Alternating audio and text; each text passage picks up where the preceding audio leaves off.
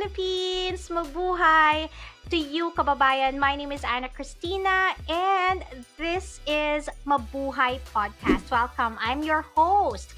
If you're new at bago ka dito, no, Mabuhay Podcast is all about Pinoy immigrants sharing their immigrant journeys to help inspire, encourage, and guide yung mga aspiring Pinoy immigrants natin, lalo na yung mga nandyan sa Pinas. So, if you're an aspiring immigrant or may kilala kang gustong mag-migrate, then this podcast is for you. Watch this podcast and subscribe to my channel, and we are coming soon sa Spotify as well. Okay, for tonight's episode, okay, let me just, bago i-introduce ko tong guest na to, sabihin ko muna, actually, this is the second time na talagang nag-record kami kasi yung first talaga is, sabi ko kailangan ayusin natin to para mas maging maganda yung content and yung production ng aming recording for tonight. So I really want to thank her for giving us again the time talaga na magpa-interview sa podcast na to and to share her immigrant story. I know it's not easy na mag-schedule kasi napaka-busy ng taong ito. So super busy siya, guys. She has her own business. Again, this is such an inspiring success story sa isa sa ating mga kababayang Filipina, Power Pinay ito. So, I'm really grateful na talagang she still was able to accommodate me and Mabuhay Podcast for tonight. So, super happy ako talaga na she is going to share her Canadian immigrant story dito sa Mabuhay Podcast. Ladies and gentlemen, mga kababayan, it's my honor to share with you tonight, Armie and her Pinoy immigrant story. Welcome, Armie. Hi, how are you? Po? Good evening, Jan. Okay. Good evening po. So, I know busy ka. Ang time difference po namin is 11 na dyan ng gabi, 8 p.m. dito. Correct? Oh, correct, yes. So, first things first, Armie, I'll let you introduce yourself, no? Kasi baka may mga background information pa ako na hindi ko naibigay sa kanila. And para hello ka din sa ating mga Mabuhay, Team Mabuhay, o diba? So, Mabuhay to you, Armie. I-greet natin ang ating Team Mabuhay na nanonood ngayon sa podcast. Hi, Team Mabuhay. My name is Armie, also known as AIM. Tubong Bicol from Legazpi City. A regulated Canadian Immigration Consultant na based po dito sa Hamilton, Ontario. And then, ilang taon ka nang nandyan sa Canada, Armie? So I migrated here February 27, 2011. Okay. Oh, that's like more than 10 years ago. Oh. So, eto si Armie is kababayan ko. Actually, nasabi mo na, tubong Bicol, and classmate actually siya ng sister ko. So, hello to Mia. I'm sure Hi, Mia. papanoorin niya tong episode na to. So, Armie, start na tayo, no? Like, lagi ko namang tinatanong, di ba, tapos na tayo sa guest introduction, ano yung reason mo for migrating sa Canada? And was it kasi si Armie is under family sponsorship. So this is something different sa mga usual na guests ko kasi lahat sila usually principal or primary na sila mismo yung nag-apply. But this is a different visa and also different din yung process because again, she is in Canada. Umpisahan muna natin yung reason mo for migrating dyan sa Canada. Ontario, right? Yes. I'm based in Hamilton, Ontario. Pero originally, yung pagka-land ko, nagstay ako sa Toronto. I was sponsored by my mother. So, family sponsorship siya. And then, after that, kumaga pagdating ko dito, permanent resident na right away. Okay. And then, was it something na you've always wanted, or was it something na you always dreamed about? Gusto mo ba talagang umalis ng Philippines before? Or was it just because na nasa Canada na yung mom mo, so talagang you need to go, na sumunod na sa kanya as a family? Parang walang, no choice. pero no, back in the Philippines, I was a student before coming here, before immigrating to Canada. I was a student. I completed my bachelor's degree in philosophy, and then nag-aral din ako ng law, and then upon knowing na pupunta ako dito, and with the changes in my life, I took a program, a certificate in special education, hoping na magamit ko dito kasi I was like, kumbaga natataranta ako, ano magagamit ko doon, ano magiging work ko, what will be my career be, kasi ibang bansa yun. So I took something out of kung ano yung available na sa malapit na school. And then, natapos ko naman yun before coming here. Okay. So, this is really, talagang never mo bang na-imagine yung sarili mo na yung future mo pala after 20 years, Canada na? Hindi ikaw yon, hindi. Hindi, kasi yung dream ko talaga maging lawyer eh. Yun talaga yung dream mo. Correct. Ay, kumbaga inumpisahan ko na eh. I just have to stop, yeah. So, pero dito naman, life continues. And hindi naman, kumbaga, yung disappointment doon is, yun nga, kinontinue ko through as an immigration consultant. So, as a dependent, I think nakalimutan ko to. I don't know if I asked you this before, no? Pero dahil ba dependent ka ng mom mo, pagdating mo dyan sa Canada, allowed ka to work? And if Yes. hindi ka allowed na mag-work, gaano katagal? No, allowed naman mag-work. Kasi through family sponsorship, pagdating mo pa kalapag mo, upon entry sa Canada, granted yung permanent residence right away, on the day. Okay. So, walk us through yung process. Halimbawa, yung may mga nanonood sa atin, I'm sure marami dyan na hindi lang yung on their own, but may mga family sa Canada, right? And they're interested na sumunod doon. So walk us through the process, yung mula pag-filing, ilang years kung naghantay. How was the process na ginawa mo to migrate sa Canada? So back then, it was different. Kasi as an immigration consultant, alam ko yung process nung family sponsorship ngayon eh. Pero balikan muna natin yung experience ko. So, yung sa akin, nag-start siya around late 2007. And then, na-receive ko yung mga documents through paper. Doon ko nalaman na I was being sponsored from the Canadian Embassy sa Philippines. And then I have to answer, written siya. Talagang sasagutan mo, parang form, or actual forms, immigration forms, na kailangan ko sulatan, and then physically email sa Canadian Embassy. Kumbaga, papel talaga yung isasubmit. And then, compared sa ngayon, puro online na siya. Yun yung mahirap na part, no? Parang kopon-kopon. Anong tawag nun? Panahon ng kopon-kopon. Kopong-kopong. Yeah, like, puro papel siya. So, kung may mali dun sa application mo, spelling or anything wrong, ibabalik ulit sa'yo yung form na mali, and then you have to fill it up again. So, kaya I feel like isa yun sa mga nag-cause ng delay din. Kasi it's physical. Kumbaga, snail mail.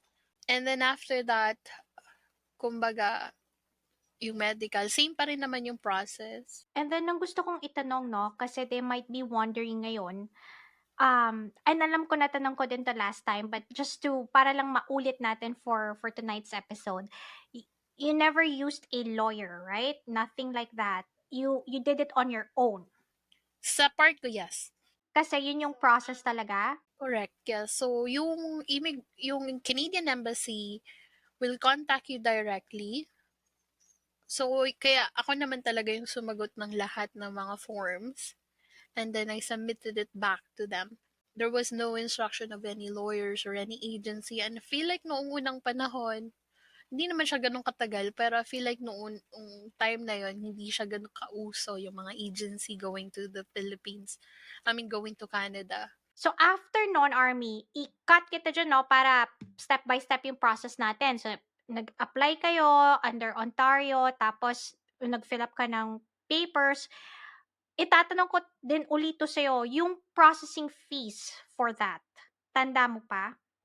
Wala akong, kumbaga directly kasi yung principal app, kumbaga yung mother ko na yung sponsor, yung doon na yun. Sa part ko, walang processing fee.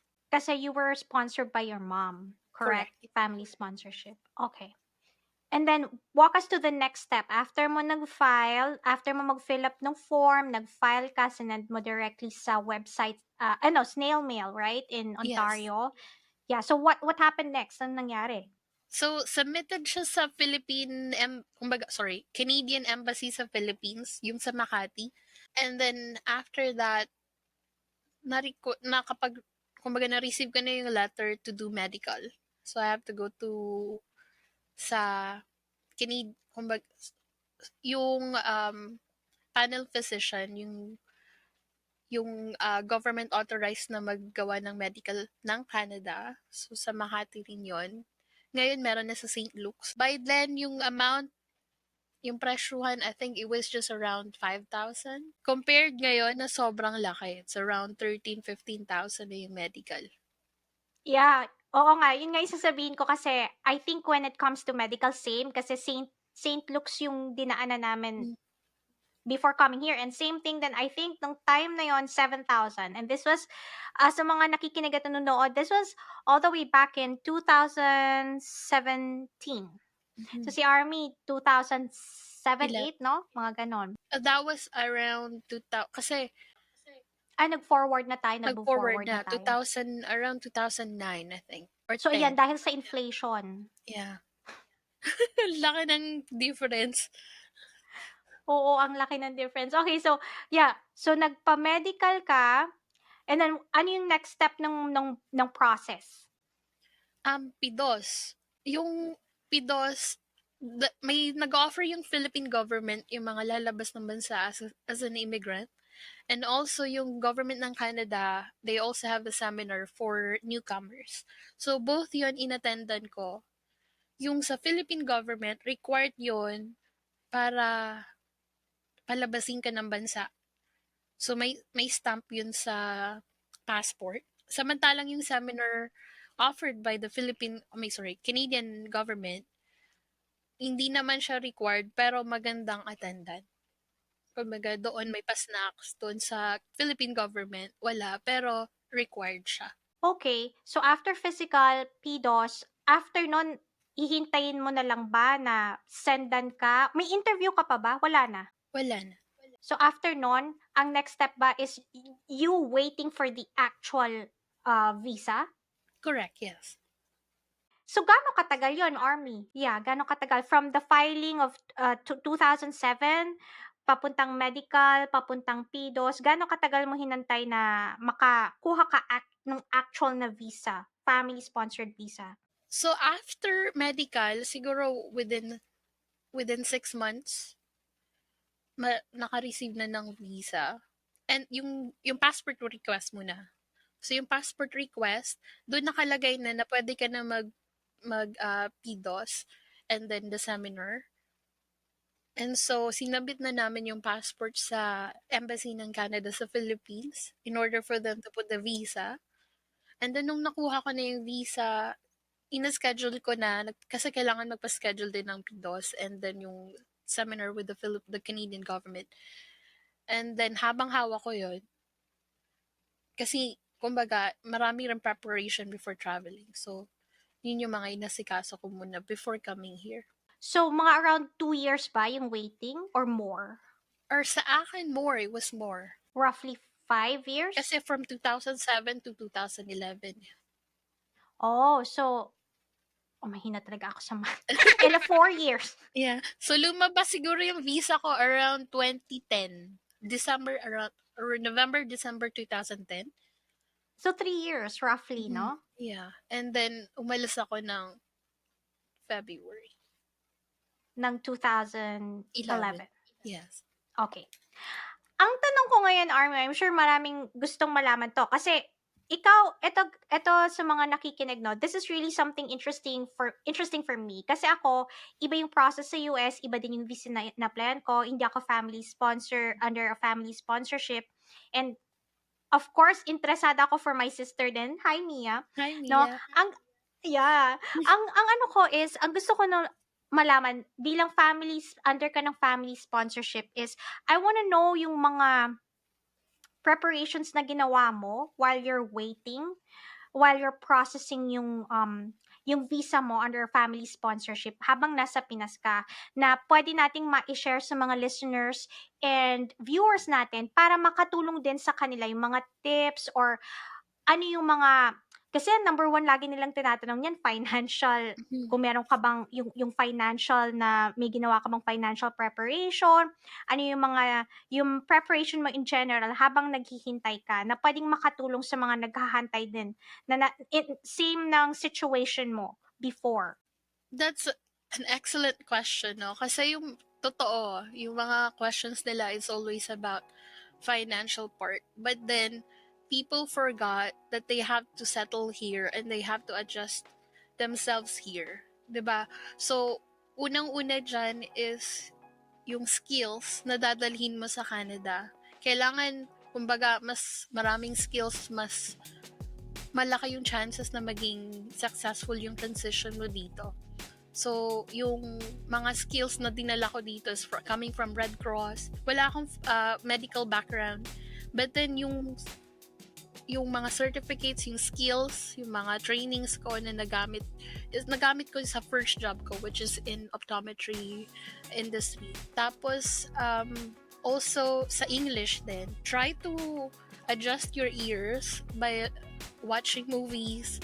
Kung kailangan is mag-aral ka for English, yung pronunciation, para maintindihan ka, hindi ka maka-experience ng masyadong mabigat na adjustment. Isa pa yung French. Although dito sa Ontario, most of the provinces in Canada speaks English, maigi pa rin na marunong ka ng mga basic French and pronunciation as well. Kasi, halimbawa, yung sa apelido or yung mga iba yung spelling, kumbaga, try to adapt din. Pero mas lalo kung pupuntahan ng Quebec, that will be, kumbaga, ibang game ball siya, talagang French doon. Isa pang mai-advise ko, if you have time, then study. Study some skills. Kumbaga, kung sa TESDA, andyan yung TESDA, marami siyang mga available skills, like yung welding, yung sa culinary, sa electrical. Those things helps kasi dito maraming mga jobs na skill trades that would really help you have a job, and which is actually mas mataas, high paying yung mga ganong job, skill trades, compared sa mga office jobs. Right. May tanong ako, Army, no? I think I asked you this before, but I can't remember. Sa mga nagwo-wonder lang, you don't need to take an English exam, right? Kapag family sponsorship ka. Tama? Correct. Okay. But yung sinasabi ni Army is, para din lang for your own good, na once makarating ka ng Canada or even in the US, no? It's very important na kahit papano updated yung communication skills mo when it comes to English and then French also, kasi nga Canada, huge part of it, marami nagsasalita ng French, yun na language. Yung sinabi pala ni Arme, I like to point this out and i-highlight nyo, no? She actually got yung mga skills din sa TESDA, correct, Arme? I think that's a very, very good resource. Diba? Tama ba ako to get yung mga skills certification? Kine-credit yun sa Canada? Hindi naman siya kinikredit na kailangan tingnan. But then, if they saw on the resume na may ganun kang skills, you know how to do it, and if they are hiring na malapit dun sa industry, mas malaki yung chance mo na ma-hire compared sa iba. Kasi nakikita nila na you have, halimbawa, background sa culinary. So then, they would accept you kasi meron ka ng, kumbaga, experience, or they saw that you have an education about it. So, kahit hindi yun yung course mo, for example, ng college, kasi kagaya sa iyo, Army, di ba? It's law. Actually, law ang inaral mo sa Philippines. Actually nga pala, bago natin, kumaway-kaway muna tayo sa mga taga-UST dyan.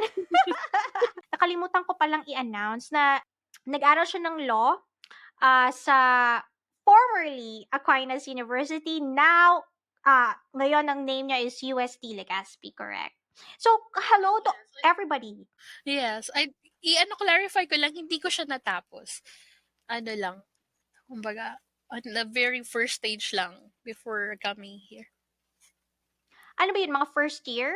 Mhm. Freshman ka nun? Oo. Oo. So, yun. So, but still, naging part pa rin siya ng UST. So, yun. Gusto ko lang i-mention kasi nakalimutan kong ano na, eto pala, represent nga pala niya yung kanyang school. Kalimutan ko to. Anyway, ayun nga. So, we were like, I think magandang point tong erase na yung sa mga, yung pag-upgrade and anong tawag dito, yung i-upgrade mo yung skills mo. Okay? Correct. Lalo sa TESDA. I think TESDA is a very, very good resource, no? When it comes to certifications, tapos sabi pa ni Armie, nag-Red Cross din siya. So, ito yung mga preparations mo when you were processing yung visa mo under family sponsorship. Ang tanong ko, how about financially? I know yung mom mo is already in Canada, pero like personally ba, nag-ipon ka, I know hindi natin to nataka last time. I think like nag-ipon ka ba para meron ka ring sarili mong pocket money? Yung mga ganun bang bagay, if you can, if you can share it sa mga nanonood natin, kasi I'm sure lagi nilang iniisip magkano kaya yung estimate ng pocket money na dadalhin ko, whether it's in the US or in Canada. Maigi na may dalang ipon kasi you cannot expect na right away makuha ka sa trabaho. Like, kapag nag-settle ka dito, kailangan, syempre may phone ka, you have to buy things. From the smallest things to the biggest, kumbaga, bawaunan or something else. Hindi mo na dadalhin yun sa Pilipinas, diba? So, pagdating mo dito, you have to buy those things. Although, kung kahit na through family sponsorship, at least you need to help. Yung mga luho kasi, diba, sa Pilipinas, simple things like bubble teas, Right. like whatever you saw na gusto mo, you can buy here right away, kumbaga. So, can I ask you magkano pocket money bitbit mo personally? Yung labas yung sa family mo dyan, nang ikaw lang on your own, yung bitbit mo ng time na yun. I honestly don't remember. Hindi mo matandaan na yung ano? Yeah. Sorry. Baka malaki. Hindi ba? Biglang Baka malaki kayo, hindi niya na matandaan. pero Canadian, ilan ba ang ano ng Canadian dollars ngayon? 41, I think. 41 pesos.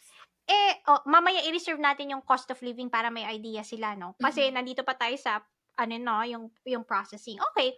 So, ang ganda ng mga points, talagang sinulat ko siya ha. Kasi I think dapat i-highlight to na while waiting, which is inabot ng 3 years yung pag-asikaso ng family sponsorship visa ni Armie, yan, yung mga skills, hone your skills, upgrade your skills, communication skills as well, driving, and of course, yung financial aspect na, while waiting, mag-ipon and mag-save para may sarili ka ng money pagdating mo sa Canada.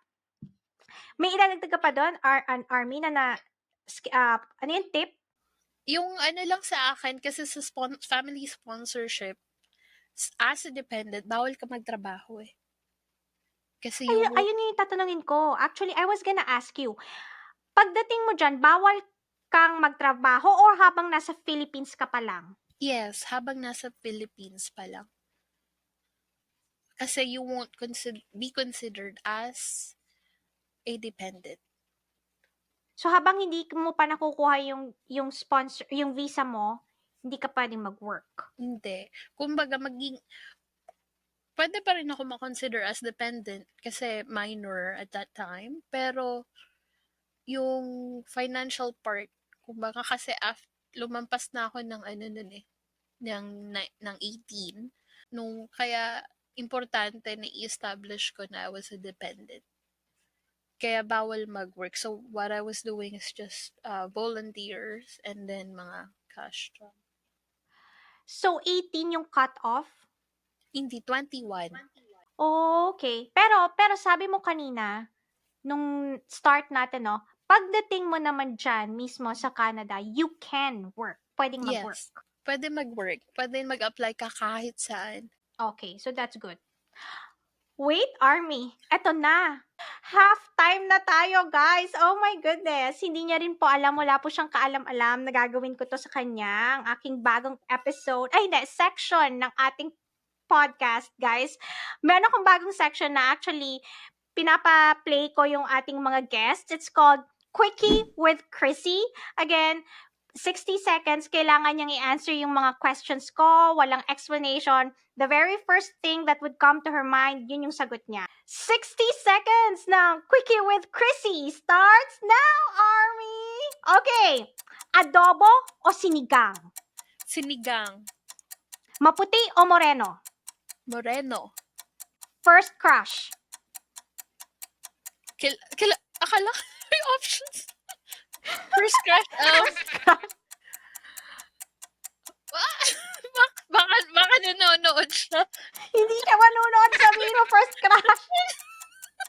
No, kindergarten. O sige, lights on, lights off. Off. Malaki or mahaba? Malaking puso. Okay, guwapo o matalino? Matalino. Breakfast, lunch, or dinner? Dinner. Philippines or Canada? Ang mas gusto mo? Philippines. Thank you so much, Army, for playing Quickie with Chrissy. 60 seconds po yan. Talagang wala po siyang alam sa nangyari. No problem.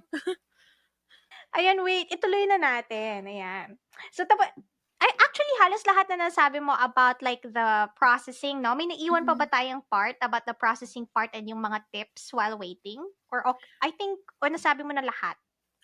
Siguro yung mga dadalhin. Yeah, sige. Ano yung mga masasabi mo, mga things na in preparation for coming to Canada? Ano yung mga natatandaan mo na masaya din na mga parte na dinala mo na sana noon alam mo na sana pala hindi mo dinala or sana pala dinala mo? So, sa Pidos, we were told to bring things. So, doon sa Pidos, may sinasabi silang, it's better to bring these things para pagdating nyo doon is easier for you. So, isa doon is payong. Sabi sa akin, magdala daw kami ng payong. So, I bought 5 payong. Tapos pagdating ko dito, kami lang yung, kumbaga ako lang yung di payong. Kumbaga halatang ikaw yung Filipino, ikaw yung Asian. So, Totoo yan. Oo. Totoo yan. Walang nagpapayong dito, guys. Totoo. Kumbaga, uso pala dito yung raincoat or yung jacket na waterproof. Which is, sa Pilipinas, marami namang mga ukay-ukay na pwedeng pagbilhan nun. So, I would recommend na ganun yung bilhin nyo, yung mga waterproof. Anything waterproof. If you're coming to Canada, kumbaga, dito yung weather is unpredictable. So, kaya it would be much recommended na bumili ka ng mga waterproof na mga bagay-bagay. Shoes, jacket, pants na waterproof. In terms of Filipino products, meron naman mga Filipino and Asian stores dito. So, you have nothing to worry. Lalo na yung mga karne, wag na po magdala doon. Kasi I had an experience na nagdala siya ng, alam mo yung ice chest ng ice candy? And then, puno siya ng longganisa. And then, naharang siya sa airport na confiscate yung buong ice chest. I would highly recommend not to do that part. Alam nyo guys, pangalawang best ka ata narinig tong story na to from her. And hanggang ngayon, tawang-tawa talaga ako tuwing naalala ko kinikwento niya na may nagbitbit ng isang ano yan, ice box ng longganisa. Hindi ko talaga, kumbaga sa isip ko, hindi ko mag-grasp yung idea na may nagbitbit na, pero meron pa talagang mga ganong, nagtagang magbibitbit sila ng longganisang fresh. Yeah.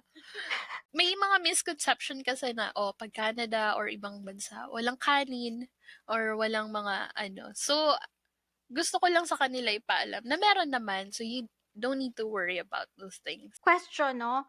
Yung napag-usapan natin sa damit kasi napakalamig sa Canada. Mas malamig ang Canada Sa tingin ko. And I think totoo to. This is a fact, no? Double check, fact check nyo na lang po. Pero alam ko mas malamig kayo kaysa sa amin dito, di ba? I think so. Nire-recommend mo bang magbitbit sila? Kasi yung coat ko na binili ko, hindi ko sasabihin ko saan ko binili, walang effect. Pagdating ko dito, winter, tapos may snowstorm, guys, nung dumating ako. So, wala. Nangatog ako nung time na yun. And to think, confident pa ako kasi sabi ko, bagong bili ko yung coat ko. Sabi ko, confident ako. Hindi ko naman alam. Malaman ko, sabi ng tita ko, hay nako, Chris. Kasi Chris yung name ko, no? Yung binili mong coat, yung yung type ng coat na yan, hindi down. May mga ganyan-ganyan, Mhm. di ba may mga ganyan-ganyan sa atin dito? Hindi yan pang winter, pang spring lang yan na quality ng coat mo na nabili mo sa Philippines. So, simula nun, talagang lagi kong sinasabihan yung mga papunta dito na iba yung quality. Kung halimbawa naman darating lang summer or fall, dali mo lang yung sweater and then dito na lang bumili. Kasi na may mga sale naman dito, may mga outlet, may mga, kumbaga, 60% off naman sila. So, makakamura ka naman. And yung quality niya is at best compared sa Pinas. Kasi hindi ka sure kung ano yung mabibili mo rin doon, kung appropriate siya. Doon, kumbaga doon, warm na siya, warm na yung jacket, but then pagdating mo dito, tama ka, mangangatog ka nga. So, pag-usapan natin, Army, kasi ito lagi ko tong inaabangan, kahit ako mismo, kaya ako kinonceptualize tong podcast na to is because I want to really, i-share sa mga viewers and listeners natin, di ba, yung life dito once pagdating natin, yung struggle, hindi lang yung struggles natin coming here, di ba, kasi iba-iba tayo ng experiences, iba-iba tayo ng types of visa, iba-iba tayo ng situations. Yung, yung, yung mismong struggles natin, pagtapak natin sa ibang bansa as an immigrant, gustong-gusto ko talaga yung hina-highlight kasi yun yung isa sa mga main reasons why I started this podcast. So, I want to know from you, no?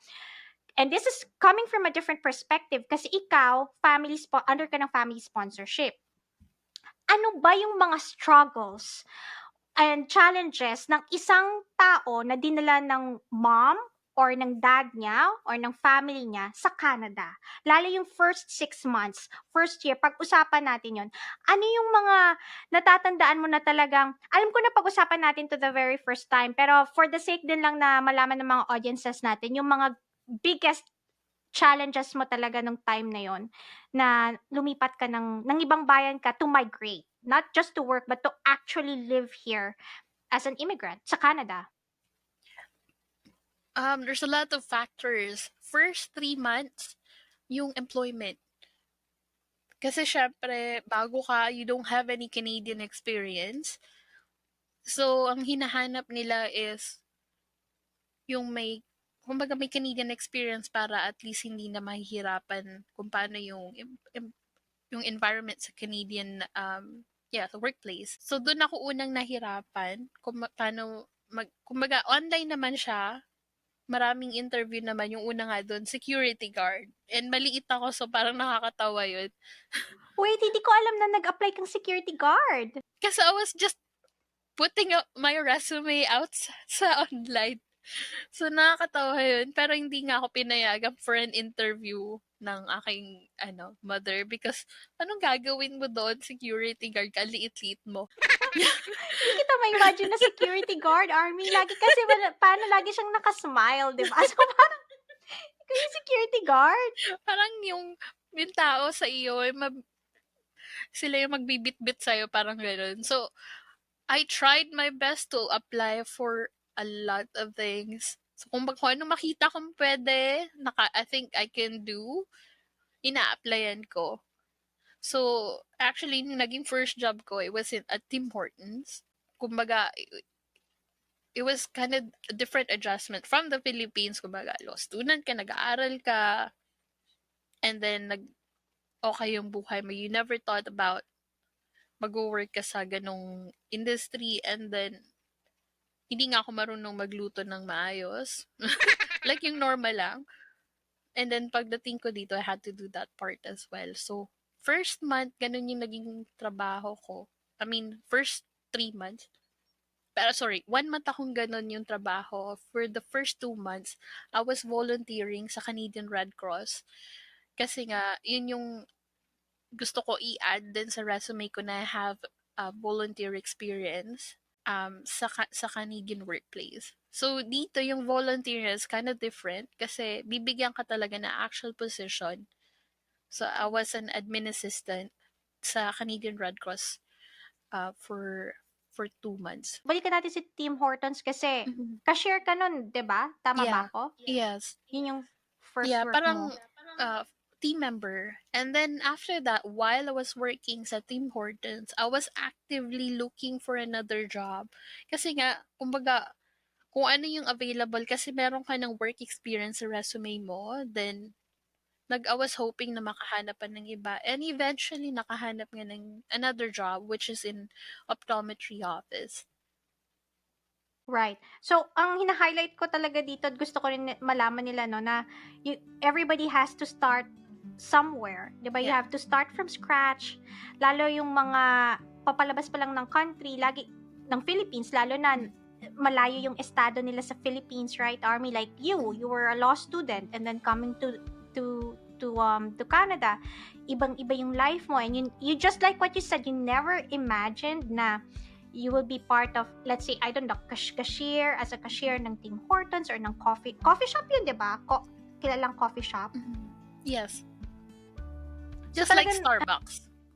yeah, just like Starbucks. So, talagang i-repeat ko ulit to, guys. Be open, ha? Yung mga gustong mag-migrate, wag po tayong, importante po talaga na Huwag mapili. psychologically and emotionally prepared ka sa susuungin mong pagmamigrate. Kasi kung ano-ano po ang gagawin natin pag nandito tayo sa ibang bayan, na i-prepare mo yung sarili mo kasi kung ano ka dyan sa Philippines, malaking percent na pagdating mo dito, hindi yan yung gagawin mo. Not na siguro kagaya ko nga na nursing, na may idea na kami, mag-nurse ako. Pero kaya nga mas interested ako talaga na malaman yung sa mga ibang tao kasi I know yung hirap, 'di ba? Yung transition.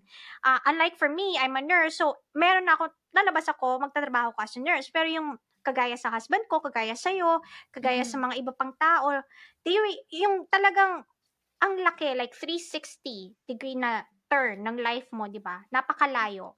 Correct. So, part of that is yung winter blues pa. So, syempre, yung malungkot, yung environment is different. Wala kang kakilala. Kumbaga, ang layo ng, sa Philippines, punta ako ng mall. Ang dami kong kakilala. Kamustahan, kakawayan sa labas.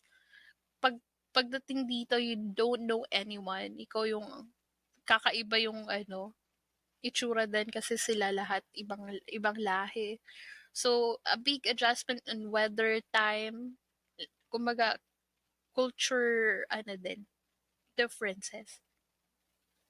Right. Oo, honestly, sasabihin ko lang 'to ngayon 'no, kasi before hindi ako naniniwala sa winter blues. Hindi hindi ko na ano yung idea, not until ako mismo dito sa US dumating, and talagang nakakalungkot pala talaga 'pag winter. Tapos laging gloomy, laging madilim, maagang gumagabi kasi ano, sa mga listeners natin, viewers, 'di ba, Army, maagang gumagabi, mas mahaba yung gabi, mas malamig kasi winter. Totoo, pag hindi ka pala masyadong nakakakita ng sun, hindi kagaya sa Philippines tropical no, kung sobrang init naman no. Iba talaga yung impact niya sa ano, psychological ano, iba. At saka emotional, talagang nakakatamad, nakakalungkot, gloomy nga, parang everything is so gray. Correct, Army? Yes. Yes. Pero may mga solusyon naman yun. And that's how kumbaga, maghanap ka ng hobby or mga friends kasi marami namang Filipinos dito. You can do a lot of things as well to fight back yung winter blues. So, sinabi mo, ito yung mga struggles mo, no, starting out dyan. Hindi ko tinanong yung sa housing and everything kasi nga, nung time na yon, obviously, nagstay ka sa family mo, sa mom mo. So, ito yung mga, in terms of like, paghahanap ng trabaho, yun yung medyo nagkaroon ka talaga ng struggle. Yung winter blues, yung depression of not being with family, social support, other friends, di ba? Nabanggit mo to sa akin last time, I don't know if you remember, pero yung death in the family, which is a Yeah. huge factor. Mhm. Can you talk yung pahapyaw lang no na kasi ito yung mga hindi na ito po talaga totoo to na hindi ka makauwi. Kasi Mhm. iba sila mag-grieve dito sa US. And so kapag meron kang close family member, immediate family member na nandiyan sa Pinas, hindi niyo lang alam pero hindi po kami gano'n kadaling makauwi basta-basta. Totoo 'yan, 'di ba, Army? Correct. You have to take consideration yung trabaho. Kasi dito, yung grievance leave, walang ganon. Kumbaga, depende sa employer lang. Kung naawa sa'yo, then they will let you be off for a day or two. Pero not a week. Kung masyadong mabait, then they will allow you na. Sige, or i-take mo yung vacation mo na hindi mo pa natitake. So, yun lang yun. And then, plus yung pamasahe, especially at the moment, grabe kataas. After COVID, grabe yung pamasahe. So, bago mag-immigrate, isa yun sa mga kailangan mo i-consider na you need to be at best relationship with your family back home before you leave. Try your best to see most of your important people in your life bago umalis. Kasi you would never regret those times na kumbaga nakita mo sila, you let them know that they are important for you, na you will try to come back home, pero in case of emergency, you can't just go home right away. Oo, totoo 'yan. And you said na you experienced it talaga. I don't Mhm. remember if twice ba nangyari sa'yo 'yon or Yeah, it's the death of my grandmother. Actually, kung isipin ko ngayon, it was my grandfather, and then my another aunt, and then grandmother from my father's side, and then recently my closest aunt then from my father's side. oo, yun yung actually ito yung mga ano 'no, situations na honestly hindi natin naisip 'yan. Ako, hindi ko rin naisip 'yun either kasi lagi namang nasa positive tayo, 'di ba? Laging ang ano Mhm. natin is, "I'll see you soon, balik ako in a Mhm. couple of years," ganyan. 'Di ba laging siguro at the we're always hoping na gano'n, 'di ba? Na pagbalik natin nandun pa rin sila pero, ang dami like same thing yung passing of my uncle din talaga, hindi rin ako nakauwi. So, ikaw hindi ka rin nakauwi? Hindi. Sobrang hirap 'no? Sobrang Yeah. hirap kasi hindi kami makauwi. Hindi naman sa hindi kami allowed kaming umuwi pero it's the entire process ano, Army, ang hindi po kasi gano'n talaga kadaling umuwi. Yeah. Um, coming from the US, coming from Canada and other part of the world if you're coming home sa Philippines. Hindi ko ma-explain if it's the process, yung lahat ng components actually hindi po talaga gano'n kadaling umuwi. 'Yun lang masasabi ko. So, tama yung sinabi ni Army and I like that point yung part na yung mga loved ones niyo make sure na in good, relationship kayo, yung standing ng relationship niyo is good before kayo umalis. Tell them you love them, para, you know, hindi naman natin iniisip pero these are things na happen. Kasi it happened to her and it happened to me.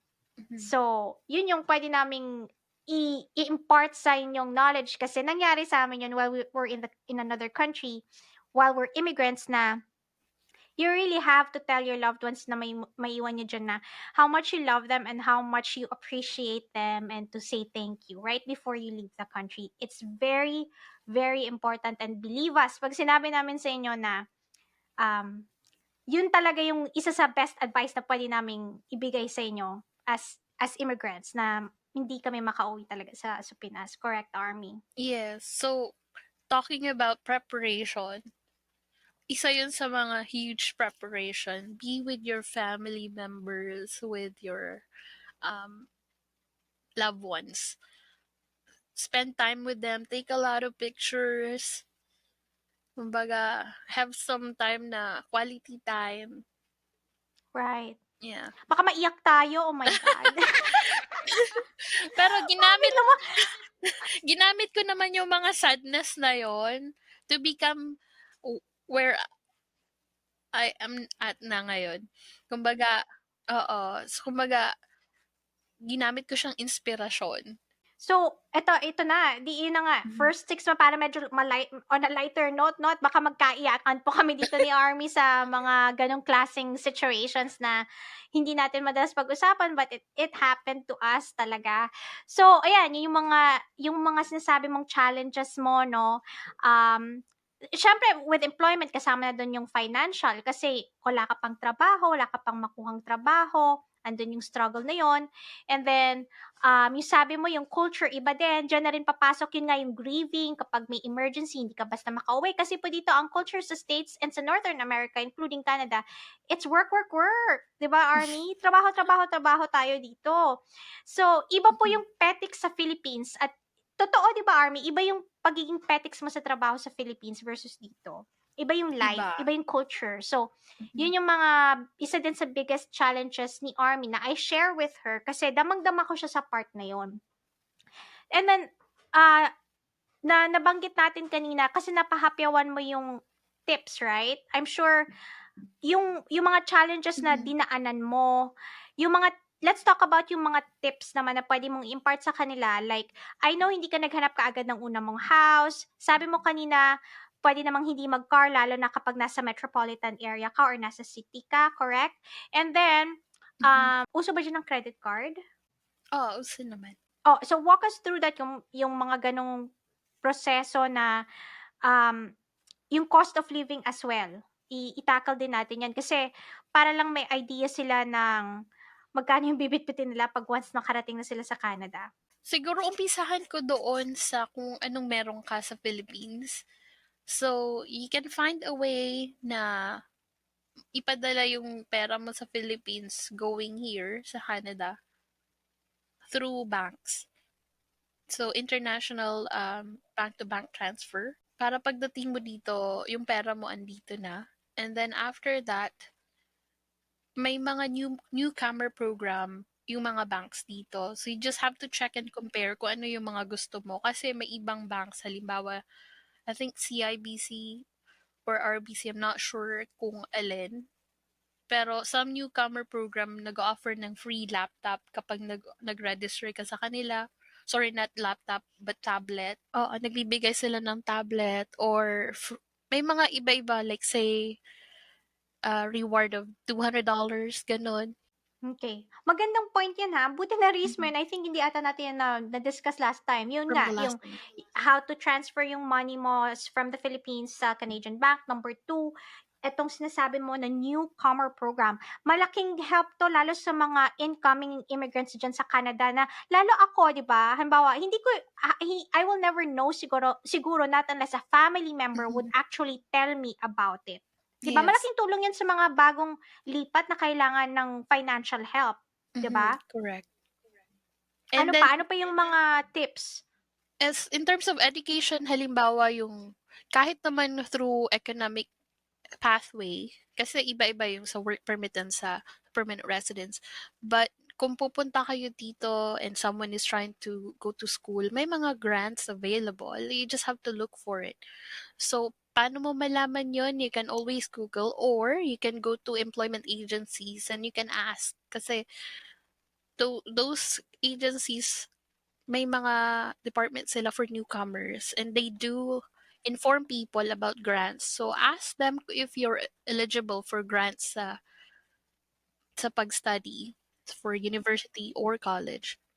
Yan. Magandang tip yan lalo sa mga gustong ipagpatuloy pa yung education nila. Yung Correct. mga interested naman, right? Para, Yes. syempre, for the betterment din ng kanilang life habang pagdating Yes. nila dyan sa Canada. Yes. I studied here in Canada. Ay, And di ko yun alam. Anong course mo? Anong kinuha mo? yung sa immigration consultant.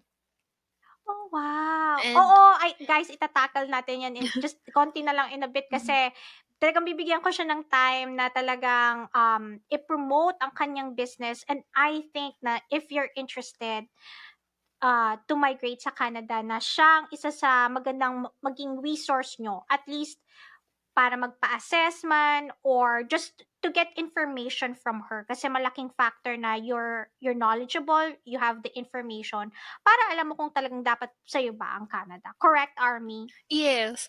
Ang goal ko naman is to inform the public, especially Filipinos, para maalis or maiwas sila sa mga scammers because I know there's a lot of scammers. And masakit sa loob na yung my own people are being scammed by ibang lahi. So sa akin to inform them kung ano yung nararapat, ito yung pathways to come to Canada, and then it's up to them if they wanna come. Right, right. So, isa na yun sa mga tips natin na to make sure na mag-research kayo, know kung anong resource platform, yung legit, yung mga Legitimate. agencies, at yun ang isa sa itatakal ni Army sa part 2 ng kanyang immigrant story kasi ibibigay talaga natin yung time sa mga gustong mag-Canada if you have questions and i-discuss nyo rin yung different pathways, right, na pwede mong Correct. i-discuss para sa mga interested kung saan sila naaayon or nakakategorize. Okay. So Correct. ano pa? Ano po mga tips? Mga tips natin dyan na I'm sure kung meron ka pang naiisip na gusto mong sabihin sa ating mga viewers and listeners. See Canada as a house with full of windows and doors.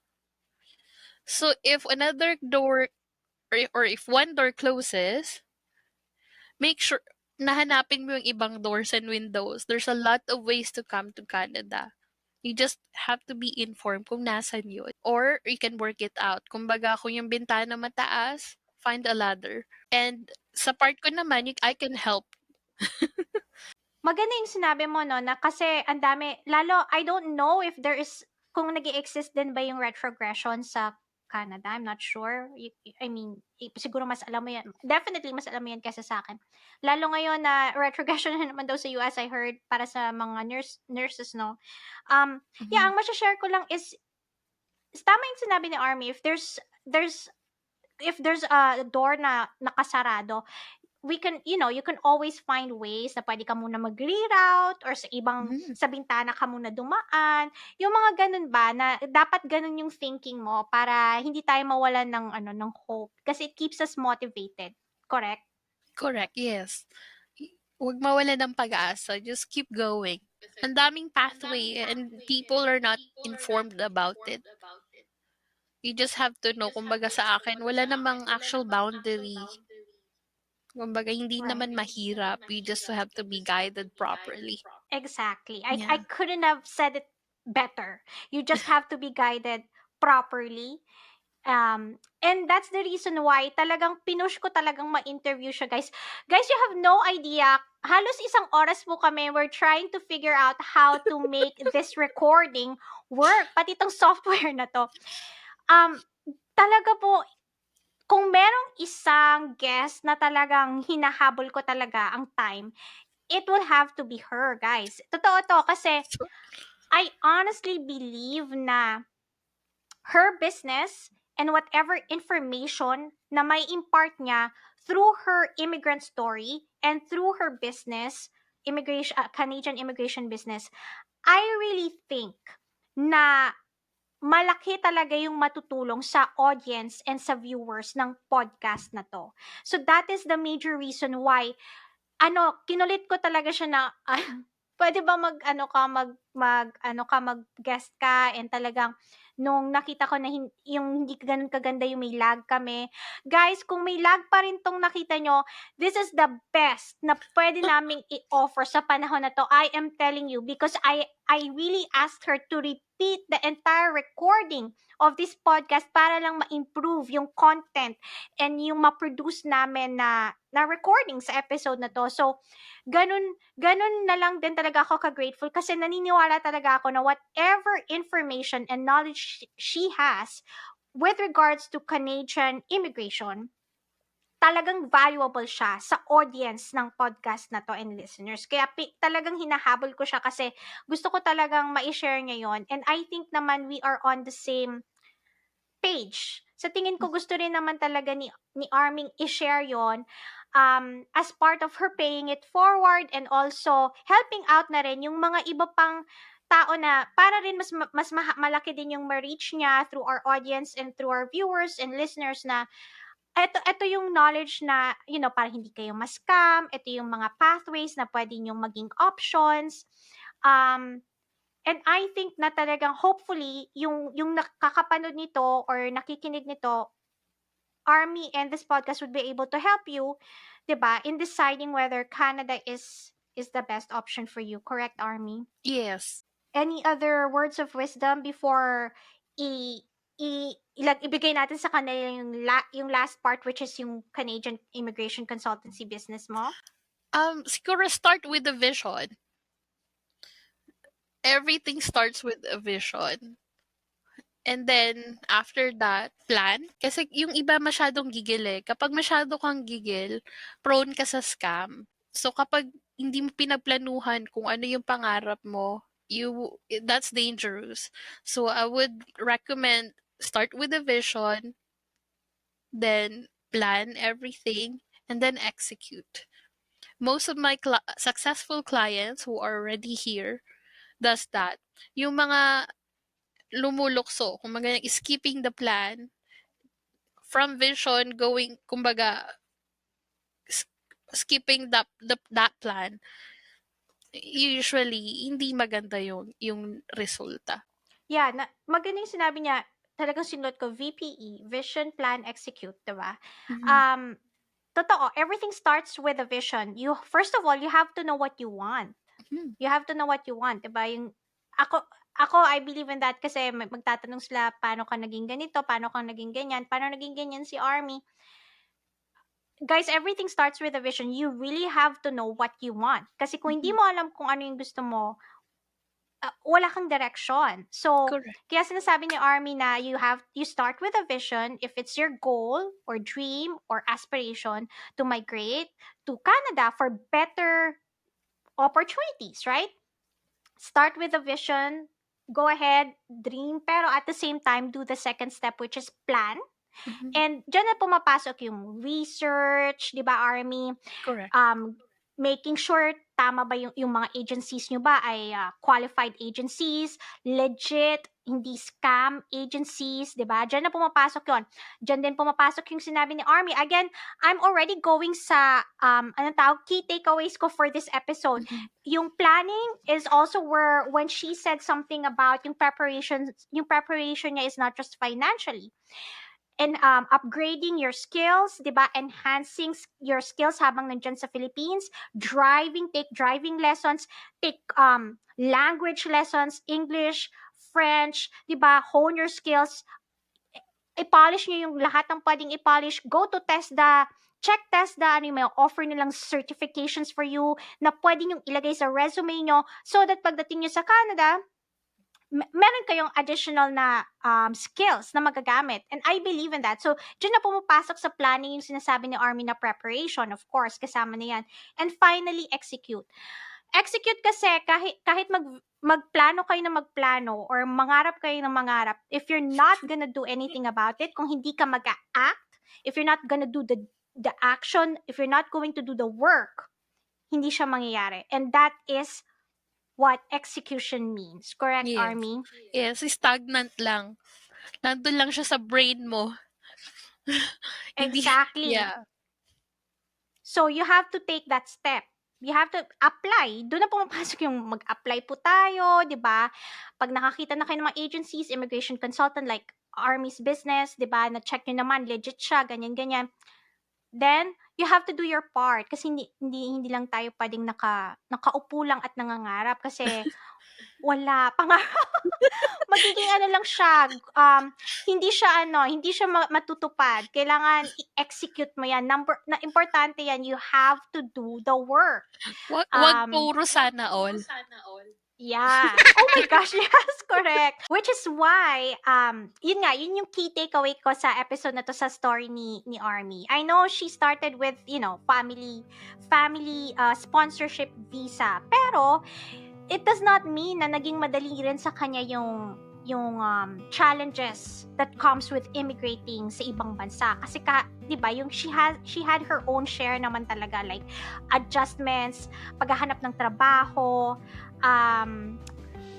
yung culture, yung mga dinaanan niyang, yung mga struggles na dinaan niya, and most definitely yung part na about our loved ones dying and we're not there. Very hard po yun daanan. So, I think, again, and this is a common theme na nakikita ko sa key takeaway ko sa mga podcast episodes ko, is talagang napaka-importante ng value of preparation to everyone na Yes. nagmamigrate, di ba? Hindi kasi siya basta lang maisipan mo na magmamigrate ako. Talagang, pinaplano po talaga yun at nire-research talaga. Totoo yan. Yes, I actually applaud you for doing this podcast kasi ito yung magiging isang tool din nila to know kung ano yung totoong buhay abroad, kung ano yung experience ng ibang tao, so they can avoid kung ano yung mga struggles, and then they would know the reality. Kasi nung panahon natin, hindi masyado uso noon yung YouTube. I mean, it exists, pero hindi ganun yung mga contents. Ngayon, because it's available, take advantage. Yeah, I hope yung episode ni Armie na to about her Canadian immigration story, no, would serve as an inspiration, and I hope na nakinig kayo sa mga challenges na dinaanan niyo, yung mga advices na binibigay niya, and information. This is free information na she's giving to you guys, our viewers and listeners, no, para talaga ang main objective namin is matulungan din, at least in our own little way, hindi man financial, di ba, Army, but you can help people in other ways. Yes. How is that? How are we helping? It's through knowledge, because knowledge is power. Correct, Army? Kasi kapag tama yung nakukuha mong information, legit yung mga taong nakikita mo, sila mismo yung dumaan sa prosesong i-share namin sa inyo. It empowers you kasi nagkakaroon ka ng idea paano mo plaplanuhin yung Yes. mga bagay-bagay, correct? So, hindi man po kami financially makakatulong sa nyo, no?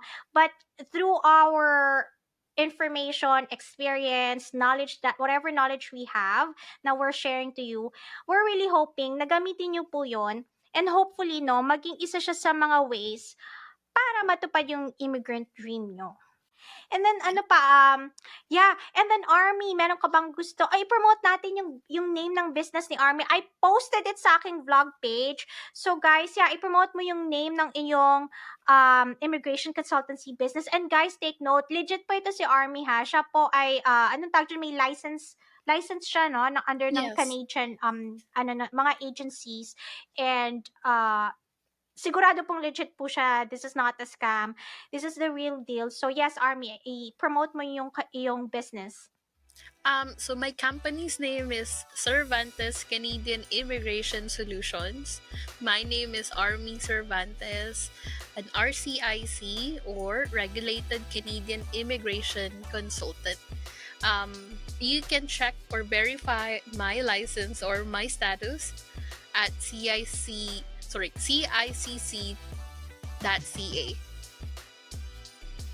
And just to follow up, no, I will be posting yung kanyang mismong registration as well, kasi she also provided that to me para din talaga I just wanna be sure na maging komportable yung ating mga viewers and listeners. They know na talagang legit siya. She actually offered me voluntary that information. So ganun po si Army, na gusto niya talagang no, we are a certified, accredited, ka-partner nun, ng Canadian regulation when it comes to consultancy businesses in Canada. Right, Yes. Army? Yes. So hindi lang basta unauthorized representative, authorized representative by the government of Canada. Yan. Kaya nakaka-proud, guys, kasi 'di ba, for her to have her own business. And also, if you need more information or if you want to get in touch with me personally, then you can message me on Facebook. You can follow me on Facebook as well. Cervantes Canadian Immigration Solutions.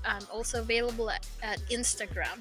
So we have pictures in Canada just to at least boost your vision. Bukod sa pagpa-plug ng business, ang ating mga greetings sa ating mga family and friends from all over the world. Hi sa family ko sa Philippines. Friends, Mia, Marian, Fatima, Diane, April, si Hansel, si Kim. Kumpleto na ba yun? Madami kayo. Hindi pa si Anne, si John from New Zealand. Yes, John from New Zealand. Yes. Ayan. Sana nakatulong kami by sharing her story. And if you find the content of the podcast of value to you, to your family, to your friends, please subscribe to my channel. Call to action, subscribe to Ana Cristina Vlogs for more Mabuhay Podcast episodes. We are going to be releasing our episodes to Spotify soon. So, pakiabangan na lang din po yan. Okay, so guys, again, maraming salamat for watching and listening sa ating Mabuhay Podcast. I'll see you again next episode. And as always, Dios Mabalos, saindong gabos. Mabalos, bye!